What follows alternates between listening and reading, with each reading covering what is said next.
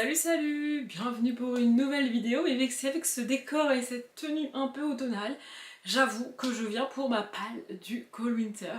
Mes bibliothèques sont encore en mode automne parce que, mine de rien, le Cold Winter commence en automne, tout comme le Pumpkin commence en été, évidemment c'est décalé puisque c'est mois par mois.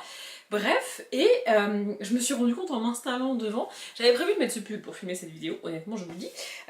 C'est censé être mon pull d'hiver un peu cocooning et tout, et vu les couleurs ça fait quand même automnal. Mais bon, on n'est pas là pour parler de ma tenue, ni même de mes cheveux qui me donnent très chaud actuellement, mais bref, on est là pour parler du Cold Winter Challenge, et je me suis fait la réflexion là avant d'allumer la caméra, je sais pas si c'est lié à Elise réellement, qui a repris le Cold Winter depuis 3 ans maintenant ou pas, mais j'avoue que l'année dernière je me suis vraiment éclatée à faire le Cold Winter et cette année j'attendais avec impatience la vidéo présentation et j'ai préacheté des livres pour les mettre dans cette palle et un peu comme pour le Pumpkin, je me suis emballée sur les quantités et je suis loin d'avoir pu mettre tous les livres que je voulais dans cette palle alors même que j'ai mis 2 livres par catégorie.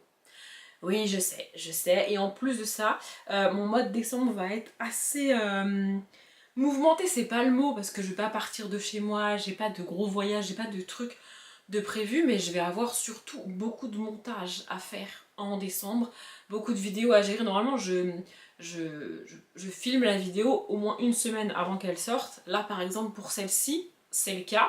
Malgré tout, je me suis organisée pour que ce soit le cas. Mais en décembre, il y a des vidéos que je peux pas préfilmer en fait. Et je vais réorganiser mes bibliothèques, je vais devoir monter la réorganisation et tout, enfin bref. Et puis je sais que les jours du 23, 24, 25, 26 décembre, c'est pas des jours où je lis beaucoup parce que j'ai la chance de faire Noël en famille, que je vais chez mes parents à droite à gauche, etc. En plus cette année on a un des repas de Noël qui est chez nous, donc ici avec monsieur, c'était la première fois de ma vie que ça m'arrive. Donc voilà, c'est des jours où je vais pas lire beaucoup. Ça fait quand même quasiment une semaine où je vais pas énormément lire. Au boulot, ça risque d'être un peu mouvementé en fin d'année aussi et en début d'année aussi.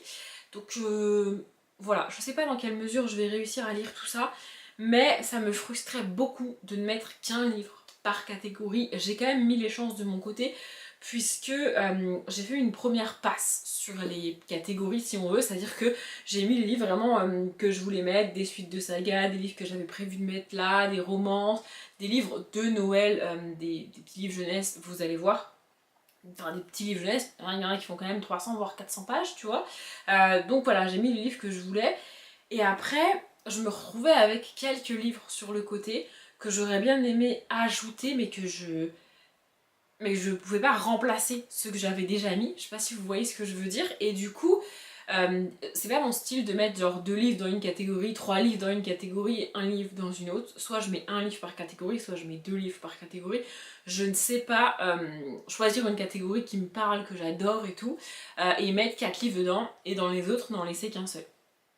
C'est pas possible pour moi de faire le challenge comme ça, je n'y arrive pas. J'ai besoin de mettre le même nombre de livres dans toutes les catégories, alors même que, et c'est humain, il y a certaines catégories que j'adore, dès que ça parle de fantômes, de sorcières, et c'est le cas ici, je m'éclate et j'adore, tu vois. Et puis à l'inverse, quand ça parle de nature writing et des choses comme ça, je galère beaucoup plus, vous voyez. Mais pourtant, je peux pas m'empêcher de mettre le même nombre de livres dans toutes les catégories. Donc, c'est ce que j'ai fait ici. Par contre, vous verrez, le premier livre que je vais vous montrer à chaque fois par catégorie, c'est soit un petit livre jeunesse, mais quand je dis petit livre jeunesse, c'est moins de 200 pages, parfois largement moins, très illustré, etc. Soit carrément un graphique. J'ai pas pu mettre un graphique par catégorie parce que j'ai pas assez de graphiques dans ma palle, tout simplement.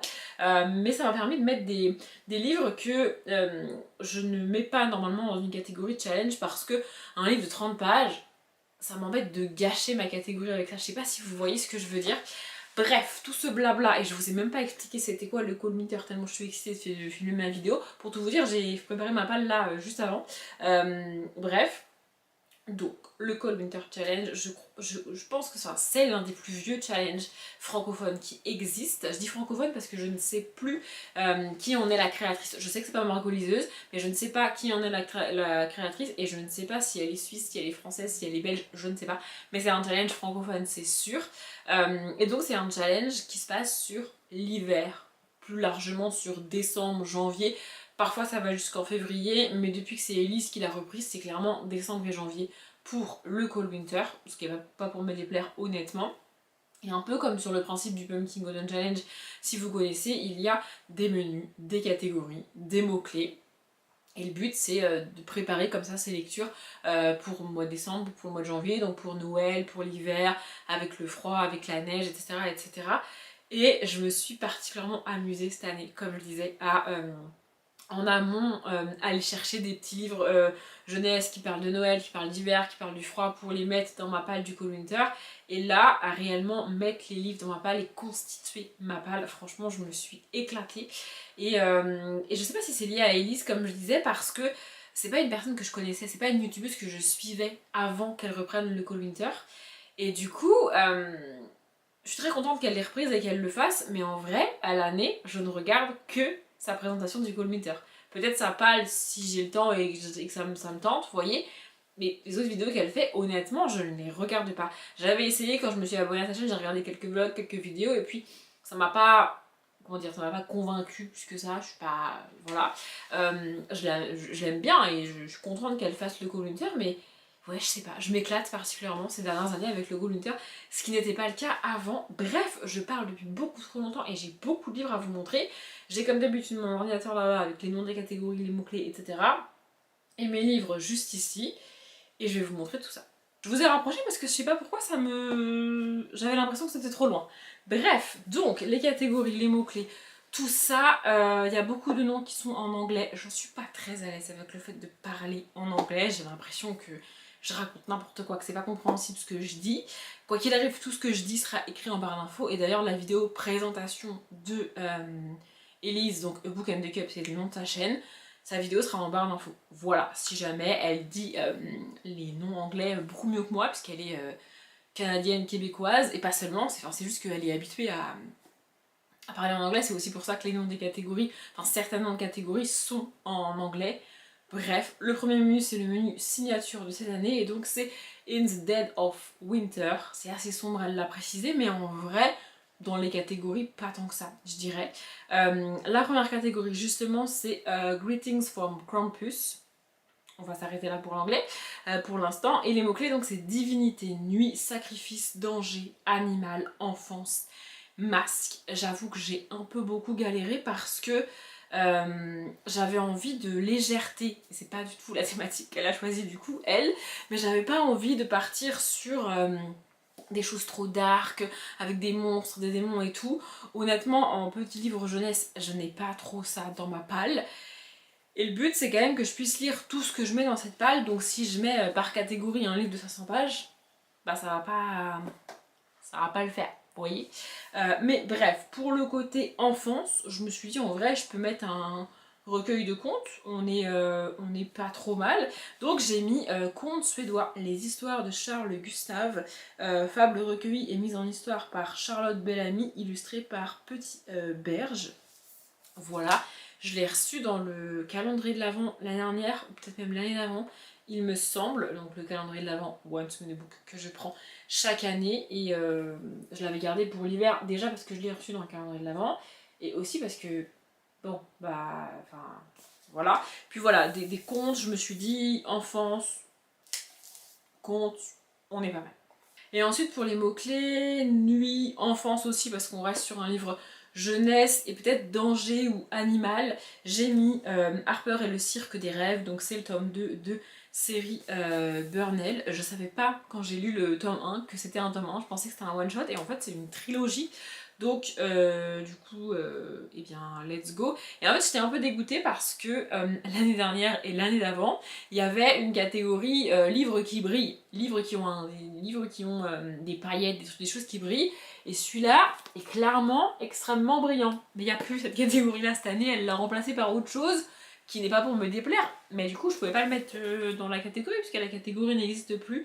Mais on a un chat sur la couverture ici, et le résumé dit un soir alors que les étoiles commencent à briller. Donc je me suis dit pour le côté nuit, on n'est pas trop mal. Et on y parle de cirque et on a des animaux. Alors on n'est pas sur un cirque avec des tigres, des éléphants et ce genre de choses. On est sur un truc un peu fantastique puisque c'est marqué... là-bas, les enfants rencontrent une sirène acrobate, un fabuleux clown boulanger et une diseuse de bonne aventure. Je me suis dit peut-être que tout n'est pas cité et qu'en plus de la sirène, on aura d'autres animaux. Voilà. Donc ça c'est le gros livre pour la catégorie. Il y a des gros livres qui sont des petits livres au final, hein, parce que sinon je pourrais pas tout lire. On est sur quelque chose d'écrit assez gros, d'aéré, c'est de la jeunesse, c'est illustré. Ça devrait le faire. La deuxième catégorie, c'est un cœur de glace froid et insensible avec les mots-clés magie, féminisme, gourmandise, immobilité, glace et neige. Et uniquement pour le mot gourmandise, je me suis dit let's go, c'est le moment. Et j'ai mis le coffret magique Weasley farce pour sorcier facétieux, pardon. Ça c'est typiquement le genre de truc que je ne prends pas le temps de lire de moi-même et que je ne mets pas dans une catégorie de challenge parce que c'est pas un vrai livre entre guillemets et ça se lit en 10 minutes quoi. Donc en fait ça m'embête de gâcher ma catégorie pour ça. Vous voyez, ça se présente comme ça, c'est en accordéon ici, il y a quand même des choses à lire, ce que vous voyez, mais c'est pas un livre, hein, c'est pas, vous voyez, ça m'embête de gâcher ma catégorie avec ça. Et en même temps, je l'ai acheté il y a peut-être 2 ans et je l'ai toujours pas lu. Voilà. Donc je me suis dit pour le côté gourmandise, on est sur le livre des Weasley, donc des jumeaux Weasley de Harry Potter évidemment, qui tiennent une boutique de friandises quoi. Donc je me suis dit gourmandise, on est bon. Et alors là, pour le deuxième, j'ai un peu triché parce que c'est un livre que je voulais absolument mettre. Il y a une catégorie dans laquelle il rentre parfaitement, mais j'ai mis un autre livre dedans, enfin j'ai même mis 2 autres livres dedans. Du coup, et celui-là je voulais à tout prix le mettre, il n'était pas question que je le décale à l'année prochaine. Donc il est là pour le mot-clé neige, parce qu'il y a de la neige sur la couverture. Je vous montre la neige, oui, non mais il y a plein de neige, on est d'accord. Donc c'est les 4 petits meurtres de Noël de Alexandra Benedict que j'ai aussi eu dans le calendrier de l'Avent Once Upon a Book l'année dernière. Et en fait l'année dernière j'ai lu un autre livre de l'autrice écrit qui se passe aussi à Noël, donc c'est un peu un Cozy Mystery de Noël, il y a une catégorie Cozy Mystery comme je vous disais. Celui que j'ai lu l'année dernière, je me rappelle plus du titre, peut-être que c'est écrit quelque part par là. Ah voilà, c'est Petit meurtre à Endgame. Donc ça, c'est celui que j'ai lu l'année dernière, qui se passe vraiment, de mémoire, il commence genre le... t'as peut-être un chapitre avant, mais en gros il commence le 23 ou le 24 décembre et il s'étire jusqu'au 31 décembre. Donc c'est pas mal pour le lire après Noël. Celui-ci, dans l'idée, je crois qu'il commence pareil le 24 décembre. Un truc comme ça. Donc je pense que je vais faire pareil, je vais attendre que... Ah, il commence le 19 décembre. Donc je sais pas où j'en serai de mes lectures à ce moment-là. Si je peux, et que je me rappelle qu'il commence le 19 décembre, je le commencerai le 19 décembre et puis je le lirai après, un peu comme un calendrier de l'Avent si on veut, mais jour par jour de ce qui se passe, vous voyez. Si je peux, je ferai ça. Sinon, je le commencerai après les fêtes de Noël et je le lirai jusqu'à la fin de l'année, je pense. Exactement comme j'avais lu celui de l'autrice l'année dernière. J'avais bien aimé, pour la période, c'est sympa. On n'est pas sur un truc de ouf. On est sur une ambiance un peu stressante, un peu oppressante dans celui de l'année dernière. En tout cas, c'était un huis clos et tout. Et on a ce mystère un peu de Noël que j'ai trouvé très cool. Et j'étais très contente de recevoir celui-là dans le calendrier de l'Avent du coup. Et je l'avais gardé spécialement, précieusement pour cette année. Donc, je vais le lire.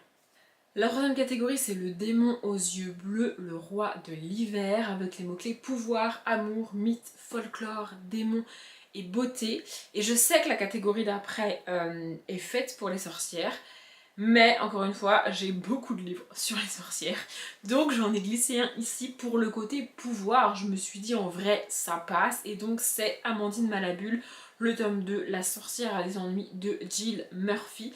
J'ai lu le tome 1 je crois en octobre, pour le Pumpkin du coup, et c'est une saga que je voulais avancer, que je voulais vraiment continuer. Donc j'ai acheté la suite, j'ai même acheté les tomes 2, 3 et 4 il me semble. Ouais, je me suis un petit peu un petit peu emballée ces derniers temps en termes de commandes de petits livres. Mais voilà, on est sur un tout petit livre jeunesse. C'est illustré quasiment à chaque page. En noir et blanc comme ça. Et ça fait 160 pages, je crois, un truc comme ça. Même pas. Ça fait 105 pages. Donc ça va.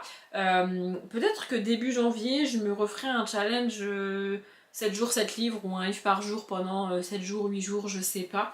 Je vais voir. Je n'avais pas eu l'idée avant, mais vu le nombre de pages ici et vu tous les petits livres que j'ai, je me dis que ça sera possible. Je vais pas le faire en décembre parce qu'en décembre, j'ai prévu autre chose en termes de lecture. Sur le mois de décembre, en gros, j'ai mis 4 petits livres jeunesse de Noël, vous allez voir. Et le goal, c'est d'en lire un par semaine, plus en parallèle de lire un autre gros bébé que j'ai mis et ensuite d'enchaîner avec le Alexandra Benedict et un autre livre de Noël que j'ai mis. J'ai beaucoup trop de lectures de Noël, je sais pas comment je vais me débrouiller sur décembre.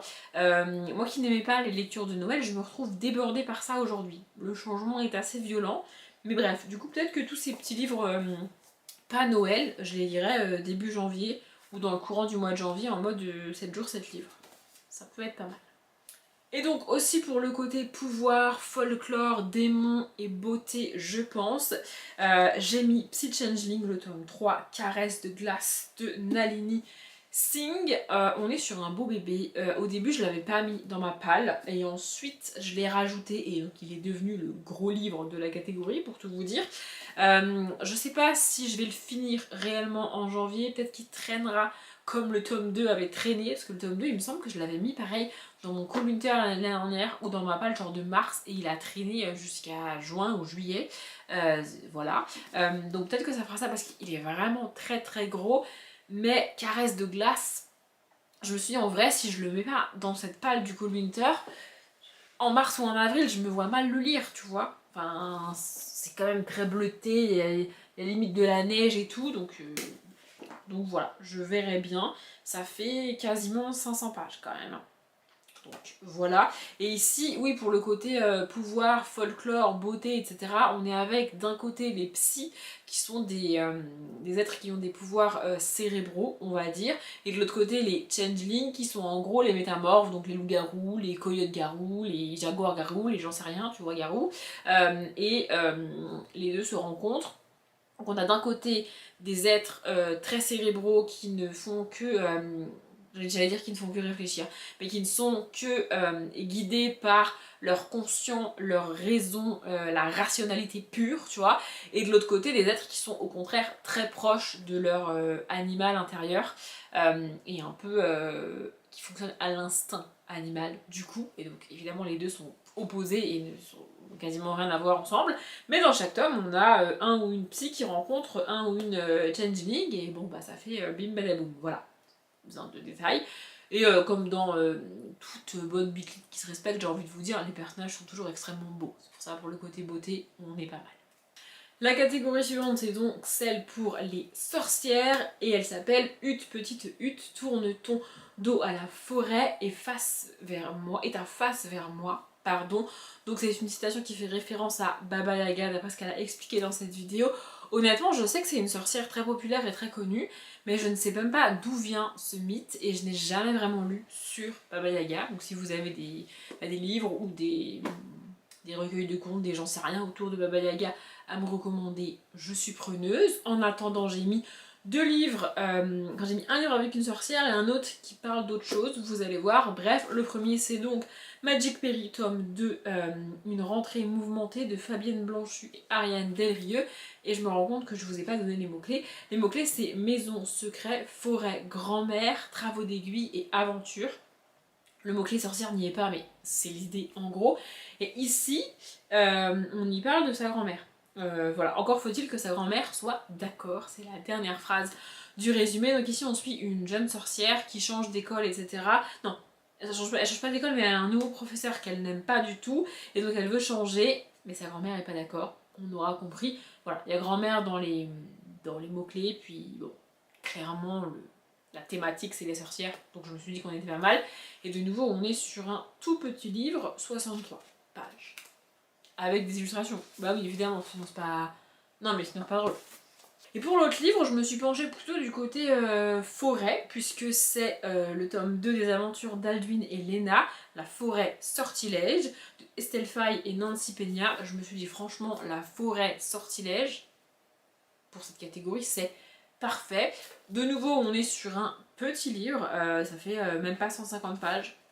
C'est écrit quand même assez gros, on a quelques illustrations, mais j'adore ce genre d'illustration, c'est pas monochrome, mais genre il y a 2-3 couleurs max, plus du noir et du blanc, et c'est tout. Et j'adore ce genre de... J'adore ce genre d'illustration, vraiment je trouve ça très beau. Et puis là en plus, j'ai pas fait exprès, mais les couleurs choisies c'est le rouge et le vert. Pour Noël, on est pas trop mal. J'ai adoré le tome 1, j'avais trouvé ça vraiment génial. Je crois que j'ai lu le tome 1 en février de l'année dernière, enfin de cette année, non, du coup, oui, en février de cette année. Je désespérais de pouvoir caler le tome 2 quelque part. Et il est là, enfin. Et enfin, la cinquième et dernière catégorie de ce premier menu, toujours, c'est la chute du roi Ou, avec les mots-clés combat, cycle, changement, mort, fée et royauté. Si vous me connaissez, vous savez que j'ai mis totalement de côté les fées, parce que c'est pas vraiment mon truc. Et la royauté aussi. Je m'étais dit peut-être, et en fait, pas du tout. J'y ai mis en petit livre d'abord Wonder Park, le tome 3, Cyclos 2, Fabrice Collin. Je me suis dit pour le côté combat, cycle, changement, on est pas mal, puisque dans cette saga on suit des jeunes enfants qui au début entrent dans un parc d'attractions, j'ai retrouvé, donc un parc d'attractions désaffecté qui n'a jamais ouvert ses portes, que personne n'a jamais pu faire les attractions, et puis il va leur arriver quelques mésaventures dans ce parc d'attractions, et ensuite dans chaque tome on va découvrir une nouvelle partie, si on veut, de ce parc d'attractions, un nouveau monde du parc d'attractions, et donc on change dans chaque tome. Changement, je me suis dit que c'était pas trop mal. J'avais pas forcément prévu d'avancer dans cette saga dans ce Cold Winter, mais le tome s'y prête, cyclos, cycle, je me suis dit, je sais pas si ça a un lien, mais je me suis dit qu'on était pas trop mal, et comme ça me permettra aussi d'avancer. Il faut définitivement que je compte le nombre de petits livres qui n'ont rien à voir avec Noël ou avec l'hiver, que je ne lirai sûrement pas en décembre, pour faire en janvier un livre par jour pendant 7, peut-être même 10 jours, hein, parce que là j'en ai quand même beaucoup. Et pour le côté combat, changement et mort, oui messieurs dames, j'ai mis Divergente, le tome 3 de Véronique Arros, et donc c'est ce livre-là, ce gros bébé, que j'ai prévu de lire en décembre, en parallèle de toutes mes lectures, de mes 4 au moins lectures jeunesse de Noël. J'aurai... oula, pourquoi j'ai un truc de collé derrière ? Pardon, je disais, j'aurai les petits livres jeunesse pour me mettre dans l'ambiance de Noël, du mois de décembre, festivités, etc. Et puis à côté, j'aurai ça qui risque d'un petit peu me plomber le moral, on va pas se mentir. Mais je me suis dit, allez, vraiment, je me donne toutes les chances de pouvoir finir la saga cette année et de réellement avoir relu la saga, donc la trilogie, sur l'année 2025. Et voilà, ça fait même pas 500 pages en vrai, hein, ça fait 461 pages précisément, mais pour avoir fini le tome 2 il n'y a pas très longtemps au moment où je filme, je sais qu'une fois que je me mets dedans et que vraiment j'y vais un petit peu tous les soirs en rentrant du boulot, j'avance vraiment. Et encore une fois, en décembre je vais avoir beaucoup de montage à faire, ça veut dire beaucoup de transferts, de rush, beaucoup d'enregistrements de vidéos, beaucoup de mise en ligne de vidéos, et tout ça pour moi c'est du temps de lecture. Pendant que mes vidéos, pendant que mes rushs se chargent, se transfèrent, s'enregistrent, etc., je mets un point d'honneur à lire pendant ces moments-là. Et donc, normalement, je devrais pouvoir pas mal avancer dans Divergente, tout en m'occupant de mes vidéos. J'ai espoir. On passe enfin au deuxième menu. Il y a moins de catégories dans les deux derniers menus, du coup. Donc le deuxième menu, c'est Féerie des fêtes. Et la première catégorie, c'est S'embrasser sous le gui, avec les mots-clés romance, drame romantique, poison, manoir et gothique. Et pour le côté gothique surtout, parce que c'est pas un manoir, c'est un château dans ce livre-là, mais je me suis dit manoir, château, gothique, on est bon. Donc j'ai mis Petit Cousu, tome 2, L'œil du pirate. J'ai galéré à trouver ce tome 2, vraiment, mais je l'ai enfin entre les mains. La couverture est ultra rigide, elle a été renforcée parce que c'est un ancien livre de bibliothèque, donc vraiment la couverture ne se plie pas. Genre, elle est dure, on dirait limite un hardback. Et d'ailleurs à l'intérieur je vous montre quand même, parce que je trouve ça hyper chou. Voilà, le côté nostalgie, franchement, il n'y a pas de nostalgie dans les mots-clés, mais c'est l'idée. Donc, Il n'y a pas marqué le nom de la bibliothèque, je suis un peu déçue. Normalement, il y a le tampon de la bibliothèque. Et donc ça, c'était la manière dont on listait qui avait emprunté le livre quand, avant l'ère d'internet et des ordinateurs. Bref, donc voilà, pour le côté manoir et tout, je me suis dit qu'on était pas mal. On y parle de pirates ici, mais bon, on est quand même dans un espèce de château avec une poupée créée par un inventeur fou. Le côté gothique, franchement, on n'est pas trop mal. Et en gros, petit cousu ici, donc, qui est une poupée de chiffon créée par un inventeur fou et donc qui vit, même si c'est une poupée de chiffon. Ça rappelle un peu Jack l'Éventreur, j'allais dire. Pas du tout. L'étrange Noël de Monsieur Jack. Donc voilà, il a eu une aventure dans le premier tome 1. Dans le premier tome 1. Oui, dans le premier tome du coup. Et ici, il découvre qu'il ressemble à quelqu'un du château et donc il se demande si ils n'ont pas un lien de parenté, père-fils ou grand-père petit-fils, un truc comme ça. Et cet homme est un pirate et donc ça intrigue beaucoup. La tranchée noire, je sais pas si vous avez vu, mais j'adore ce genre de petits livres. Et donc, c'est pas énormément illustré, mais on a quand même quelques petites illustrations. Et puis, ça reste un livre jeunesse qui fait 199 pages. Oui, je crois que c'est celui qui fait moins de 200 pages, le plus gros que j'ai mis dans ces petits livres. Mais quand j'ai vu que je pouvais le caler, je trouvais ça trop cool. Et puis alors, le dos, je le trouve magnifique. Genre avec ce bateau pirate en ombre, c'est trop beau. Et vu les mots-clés de la catégorie, je ne pouvais pas ne pas mettre de romance de Noël. Et oui, messieurs, dames, dans cette catégorie, j'en ai plein dans ma palle. Il faut d'ailleurs que j'arrête d'en acheter parce que je peux pas en mettre 40 par palle du Cool Winter. Je ne me sens pas d'y arriver. Par contre, ce que je me suis dit, c'est que si celle que j'ai choisie là, ça ne le fait pas au bout de 30, 40, 50 pages, comme c'est fort probable avec moi et les romances de Noël, j'en tenterai peut-être au moins une deuxième. Vous voyez, histoire d'un peu réduire mon nombre de romances de Noël dans ma palle, parce que j'en lis pas 50 par an, j'en lis même pas 3-4 par an en fait. Si j'en lis une, deux, c'est le grand maximum. Moi je suis pas le genre de personne qui enchaîne les romances de Noël, je préfère les petits livres jeunesse de Noël. Donc bref, j'ai mis celui qui me tente depuis que je l'ai reçu dans le calendrier de l'Avent One Splendid Book de l'année dernière. Et oui, le calendrier sponsorise chaque année ma palle du Cold Winter de l'année après. Bref, donc c'est Bûches glacées et cœurs fondants de Anne Langlois et c'est marqué 25 chapitres pour le séduire avant Noël.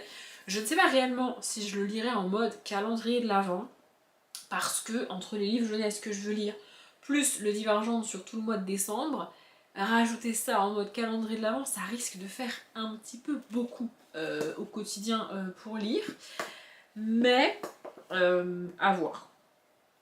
Je verrai, peut-être que je lirai tous les week-ends, les jours, vous voyez, le samedi et le dimanche. Genre le samedi, je lirai peut-être 4 chapitres et le dimanche 3 pour rattraper la semaine, plutôt que de le lire réellement jour par jour. Ou peut-être que je le tenterai jour par jour, je ne sais pas. Ça peut être ce que je lis le matin avant d'aller travailler.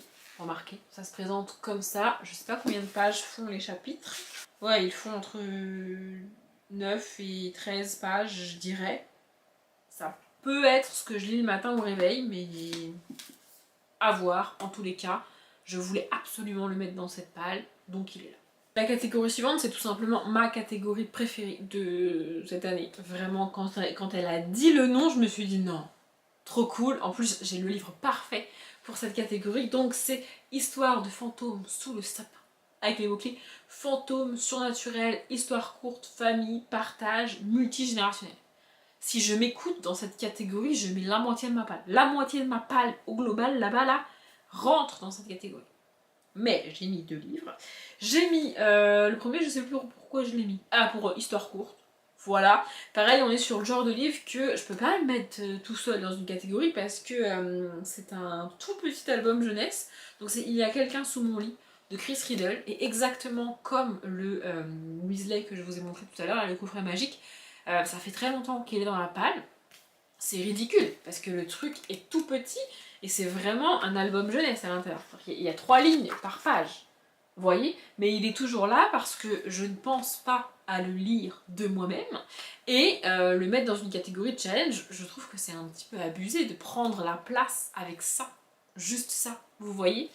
Donc il traîne dans ma palle depuis tout ce temps. Mais j'adore Chris Riddle et c'est le genre de livre que je vais probablement pas garder dans ma bibliothèque, que je vais lire et puis transmettre à quelqu'un de mon entourage, un enfant évidemment. Mais en avant ça fait 3 ans que je l'ai quoi. Donc les enfants avec qui j'aurais pu transmettre à l'époque, bah ils ont plus trop l'âge de lire ça quoi. Ce qui est dommage. Mais je vais le lire cette année, enfin. Et le deuxième livre, franchement, il est fait pour cette catégorie, ou la catégorie est faite pour ce livre, je ne sais pas, mais c'est Apollodore et les 3 fantômes de Frédéric Chevaux, illustré par Gabriel Berger. Et ce livre commence le 31 décembre. C'est pour ça. À la base, j'avais acheté ce livre pour le mettre potentiellement dans une des pales du Pumpkin. Et puis quand j'ai vu la date, je l'ai gardé pour le Cold Winter. Et alors, derrière on a un cimetière. Là on a du foil, du brillant et tout. J'adore. Vraiment j'adore. Voilà. Paris, 31 décembre 1929. C'est ce que je préfère. Les livres jeunesse qui se passent dans les années 20, dans les années 30, à la fin du 19e, j'adore ça. Donc bref. Paris, 31 décembre 1929, Apollodore est un vagabond, un gamin abandonné sur le perron d'un hôtel il y a une douzaine d'années. Il y vit aujourd'hui. Il s'est imaginé qu'il y retrouverait la trace de ses parents. Quelle naïveté. Cet hôtel, personne n'y met les pieds. Il est maudit, tout le monde le sait. C'est le premier paragraphe du résumé. Mais vraiment, quand j'ai vu ce livre, j'ai pas pu résister. On a quelques illustrations en couleur comme ça, et on est sur le gros livre de la catégorie, mais il est quand même très court, puisqu'il ne fait même pas 150 pages. Et ça, vous voyez, pour la première lecture de l'année 2026, genre à lire le 1er janvier, ce serait parfait. Ce serait parfait. Ensuite, on a la catégorie Au coin du feu, et c'est celle-ci qui remplace, je vous disais tout à l'heure, les couvertures qui brillent. Donc maintenant, c'est Au coin du feu, livre au cocooning qui réchauffe le corps et le cœur. Et j'ai un petit peu galéré pour cette catégorie. J'avoue, on peut y mettre beaucoup de choses là-dedans, évidemment. Mais je sais pas pourquoi, j'ai galéré. Et donc finalement, j'ai décidé de mettre celui-ci parce que je voulais absolument le caler cette année. Et j'ai pas réussi à le mettre ailleurs. Donc c'est Lettres du Père Noël de J.R.R. Tolkien. On est sur un petit livre d'une centaine de pages, et en plus toutes les pages ne sont pas à lire puisque on a des illustrations, voilà, mais aussi on a parfois ça, c'est-à-dire qu'on a ici vraiment la lettre avec le papier et tout, et écrit en anglais, donc, original, et ici la traduction en français. Mais donc du coup je vais pas lire les deux puisque c'est la même chose. Vous voyez ce que je veux dire? Je sais pas si vous voyez ce que je veux dire, mais en gros, c'est l'idée. Peut-être que l'exemple que je vous ai montré est pas le meilleur, mais bref, voilà, je me suis dit un livre cocooning pour les fêtes de fin d'année, on est pas mal. Et en deuxième livre, je me suis dit que j'allais me tourner vers une suite de saga, quelque chose que je connais, un univers que j'aime bien, dans lequel j'ai passé quand même un bon moment avec le tome 1, que j'ai lu aussi début septembre quand j'ai fait d'ailleurs le 13 jours, 13 livres au final. Bref, j'ai mis 10 minutes trop tard, donc le tome 2 de 10 minutes à perdre, écrit par Jean-Christophe Tixier. Voilà. Chronomètre en main, Tim s'apprête à donner le départ d'une chasse au trésor mémorable. 3 heures de sensations fortes en perspective dans les couloirs souterrains d'une forteresse militaire à l'abandon et strictement interdite au public. Encore une fois, j'ai lu que la moitié du résumé, mais moi ça me suffit. Et vraiment, on est sur un petit livre de 150, 160 pages, je pense. 164 pages précisément. Ici pour le coup c'est pas illustré, je dirais que c'est pour les un peu plus grands entre guillemets. Pardon, j'ai fait tomber mon livre, je le disais, mais ça se lit quand même très vite et très bien, en tout cas pour moi adulte évidemment. Et voilà, pour le côté cocooning, enfin on est bien. La dernière catégorie pour ce deuxième menu, c'est Deck the Hell. Ah oui, c'est le retour des mots en anglais. Et donc là, il faut un livre avec une couverture verte et ou rouge, donc aux couleurs de Noël. Et alors, j'ai pas fait exprès, mais du coup j'ai un livre rouge et un livre vert à vous présenter. Eh oui. Donc le livre rouge c'est Les Petites Sorcières, tome 2, faut que je revérifie, mais je crois que c'est bien le tome 2. Bref, Maud Champignon de Anne Fermulton et Nina Six. J'ai lu le tome 1 il y a un moment, puisque je l'avais lu... je crois que je l'ai lu en mai quand on était en vacances avec monsieur, donc ça fait un petit temps et j'aurais bien aimé avoir ce tome 2 pour le Pumpkin, mais je ne l'avais pas, soit je ne l'ai pas trouvé à temps, soit je n'ai pas réussi à le caler parce que j'ai mis beaucoup de choses sur les sorcières déjà dans le Pumpkin, mais on est sur une bonne couverture rouge, donc on est bon. Et le deuxième livre, pareil, j'ai galéré de ouf à le trouver, mais je l'ai enfin trouvé. On est de nouveau sur une ancienne version de bibliothèque, donc il est un peu abîmé, et puis il y a les étiquettes, etc. Mais c'est pas grave, je le voulais à tout prix. Donc c'est Le Père Noël et moi de Matt Haig, c'est le tome 3 de la saga. Le premier tome c'est Un garçon nommé Noël, et le tome 2 c'est La fille qui a sauvé Noël, et donc ça sera la 3e année qu'en décembre je suis avec Matt Haig et ses personnages, et franchement j'ai trop hâte. C'est l'auteur qui m'a montré qu'il existait des petits livres jeunesse comme j'aime et qui se passent à Noël et que j'adore quand même, parce que Noël c'est pas... En fait c'est pas que j'aime pas Noël, je le dis et je le répète à chaque fois, c'est que j'aime pas le... le le trop qu'il y a à Noël. Vous voyez, il faut décorer, il faut être content, il faut mettre son pull de Noël, il faut être joyeux, il faut mettre les lumières, il faut faire le sapin, il faut... Toutes ces obligations de Noël, ça a tendance à me fatiguer. Et pour ceux qui se posent la question, non, on ne fera pas de sapin cette année avec monsieur encore, parce que on n'en a pas envie en fait, ça ne nous intéresse pas de décorer notre maison pour Noël, on ne veut pas. S'il voulait le faire, on le ferait tous les deux, mais c'est pas un truc qu'il tente, et moi c'est pas un truc que je veux faire. Donc toutes ces choses de Noël, ça m'agace. Et donc au mois de décembre, j'avais tendance à être un peu agacée par tout ça, et voir tous ces gens là qui imposent leur Noël, leur guirlande, leur déco, même au bureau, tu vois, les gens ils veulent décorer, ben ils ont qu'à décorer, tu vois. Et ils rentrent dans mon bureau, ils sont en mode pourquoi j'ai pas décoré, ben parce que c'est mon bureau et je fais ce que je veux. Vous voyez, ce genre de truc, ça m'agaçait. Et avec Matt Haig, j'ai découvert que je pouvais apprécier Noël et les lectures de Noël. Donc c'est chouette, j'ai hâte. On en arrive enfin au dernier menu qui est froid polaire, avec la première catégorie stalactite ensanglantée. Ça c'est une catégorie rescapée des Cold Winter créée par Margolises. À l'époque on avait déjà cette catégorie. Et donc les mots-clés c'est à peu près toujours les mêmes chaque année. Thriller, policier, cozy ou murder mystery, frisson. Voilà. Et donc là, j'ai mis en petit livre jeunesse Le voleur de poireaux, donc les enquêtes potagères de Loulou, tome 2, Le voleur de poireaux, de Isabelle Cabri et Eva Roussel. On est sur une enquête, pas vraiment policière, mais on est sur une enquête, c'est l'idée globalement de la catégorie. On est sur un cosy jeunesse avec une enquête. Je peux difficilement faire mieux. Les poireaux restent un légume d'hiver. Enfin, je crois bien. Donc je me suis dit que ça ferait bien l'affaire. Oh, c'est écrit à l'intérieur. Bonne route en 3e année, Elio, Madame Cassandre. Apparemment, c'est une professeure qui a offert ce livre à un jeune garçon. 3e année de quoi, je ne sais pas, mais en tous les cas, il a atterri chez moi.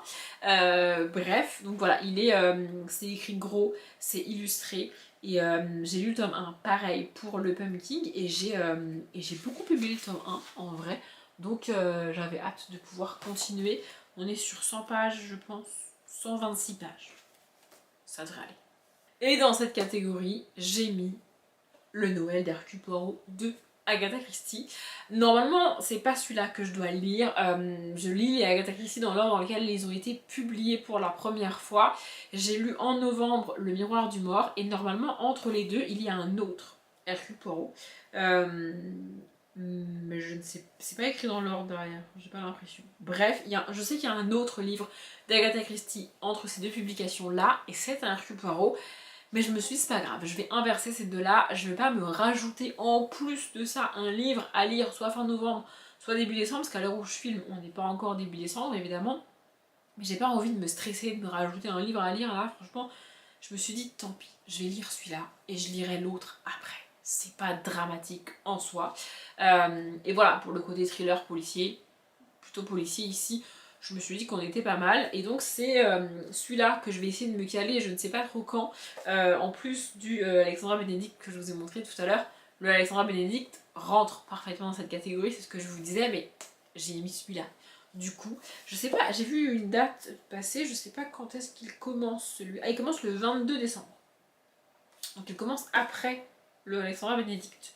Donc peut-être plutôt me caler le Alexandra Benedict entre le 20 et le 25 décembre, et celui-ci après. Ou pas, je ne sais pas, à voir. Ça finit le 28 décembre. Ah oui, donc lui, il faudrait vraiment que je le finisse avant la fin de l'année. Après c'est pas dramatique hein, si je le lis début janvier, mais j'ai peur en fait, ce qui se passe c'est que j'ai peur début janvier d'en avoir vraiment un peu un ras-le-bol de Noël et vouloir vraiment passer à autre chose, même en termes de lecture, et donc ne pas avoir envie de lire ça ou le Alexandra Bénédicte parce qu'on va y parler de Noël. Vous voyez, j'ai un peu peur de ça, mais je vais pas pouvoir tout caler dans mon mois de décembre. À un moment donné, ça ne va pas rentrer, donc il va falloir que je fasse des choix. La deuxième catégorie revient toujours chaque année et c'est la catégorie pour laquelle je galère, je vous l'ai cité tout à l'heure, donc c'est marcher dans la neige avec les mots-clés nature writing, littérature de voyage, grands espaces, nature, solitude. J'ai l'impression qu'elle a rajouté nature et solitude cette année, en tout cas c'est un peu plus simple, et pourtant j'ai pas vraiment utilisé ces mots-là. Mais ici j'y ai mis une BD, puisque je vous ai parlé de graphique et je ne vous en ai pas trop montré depuis ce début de vidéo. Oui, je regarde par terre à côté de moi parce que j'ai posé les livres au fur et à mesure par terre à côté de moi. Écoutez, bref. Donc j'y ai mis ici Les Sœurs Moustaches, le tome 1, La balade de Maï de Miss Patty. Je me suis dit, il y a marqué littérature de voyage, grand espace. On est clairement en nature sur la couverture. Donc le mot-clé nature en vrai, il est bon. Et La balade de Maï. Voyage, grand espace, tout ça, on est bon. Honnêtement, je me serais bien aidée du résumé, mais il n'y en a pas. Donc je ne sais pas. À part la balade de Maï, j'ai pas d'idée de ce qui va se passer dedans. J'ai pas de résumé. Donc écoutez, j'espère au moins avoir le côté nature. Mais vu la couve, normalement, ça devrait être bon. Et pour le côté grands espaces toujours, et même nature writing, je pense, j'y ai mis Alice le risque, super exploratrice, le tome 2, Mission Antarctique, de Jennifer Bell et Alice Likens. Grands espaces et Antarctique, vous pouvez pas dire que je fais pas d'efforts. Non mais à un moment donné, moi je veux bien. Nature, grands espaces, Antarctique. En plus, ça colle avec le cold winter, l'hiver, tout ça. Non mais j'essaye de faire des efforts. Non mais à un moment donné, bon, hein, voilà. Donc, ce sera ça.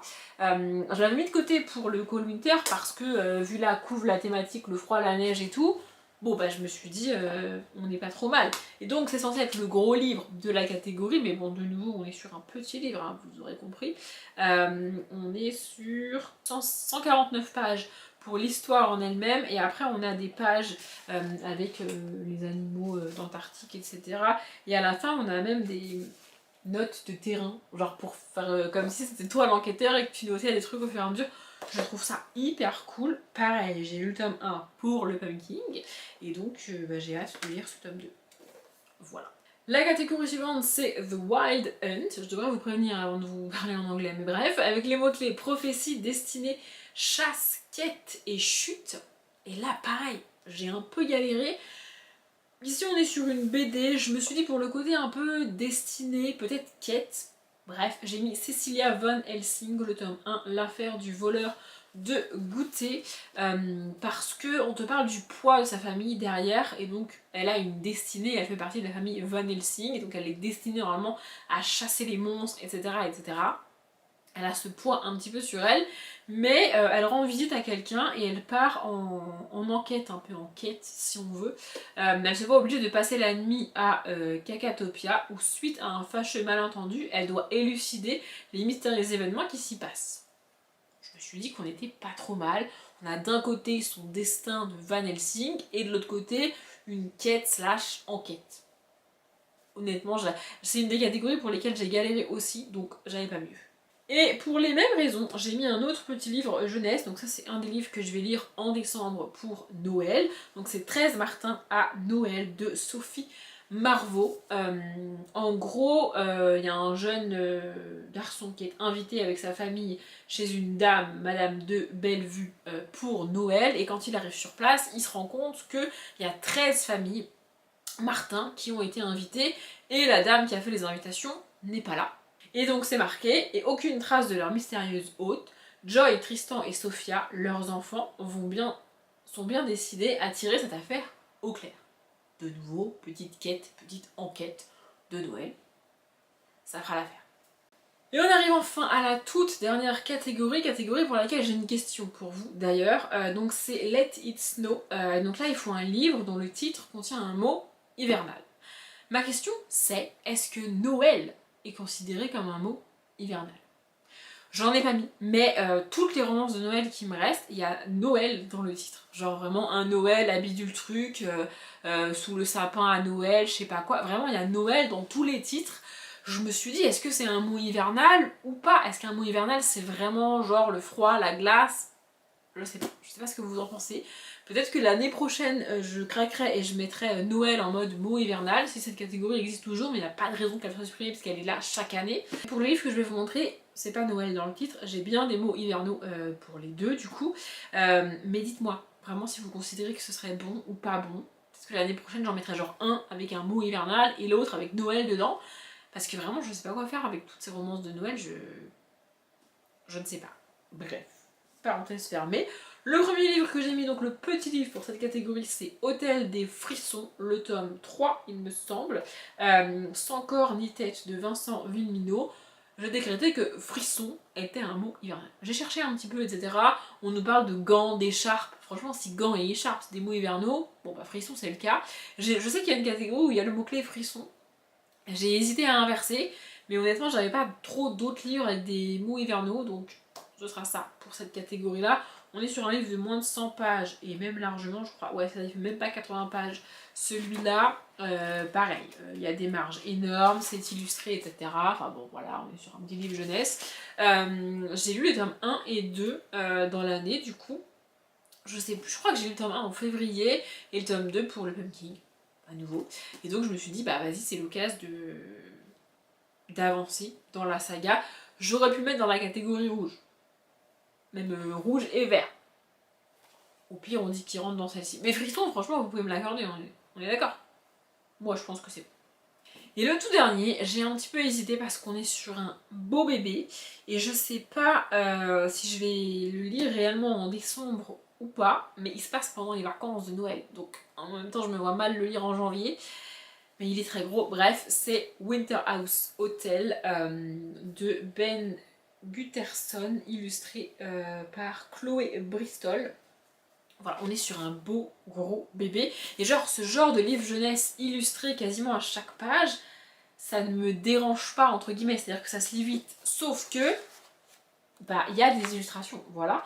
Mais il y a quand même beaucoup de pages où il n'y a pas d'illustrations. Et c'est quand même 500 pages, hein. Non, pas tout à fait, j'exagère. On est sur 431 pages. Mais c'est un grand format, donc à voir. Ce qui m'embête le plus, surtout avec ce livre-là, c'est que l'emmener au boulot pour le lire pendant mes pauses, le midi, etc., c'est pas pratique. Il est un peu trop gros pour le transporter. Donc je sais pas, je ne sais pas. Et puis, décembre, vous avez bien compris qu'avec le Agatha Christie et le Alexandra Benedict, je vais pas pouvoir tout lire en même temps. Donc je ne sais pas, je verrai.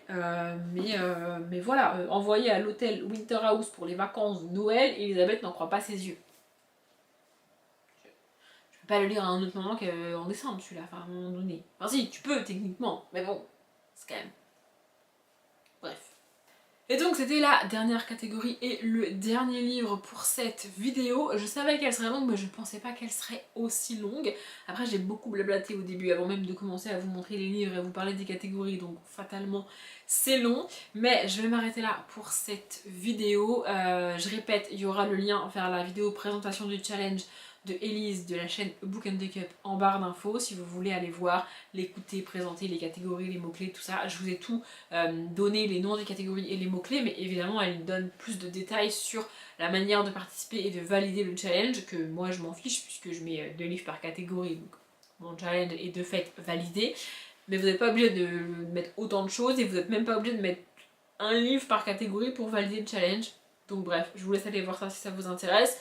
Me partager en commentaire vos pales, les livres que vous avez envie de lire, que vous avez peut-être commencé à lire, puisque à l'heure où sort cette vidéo, le challenge a commencé.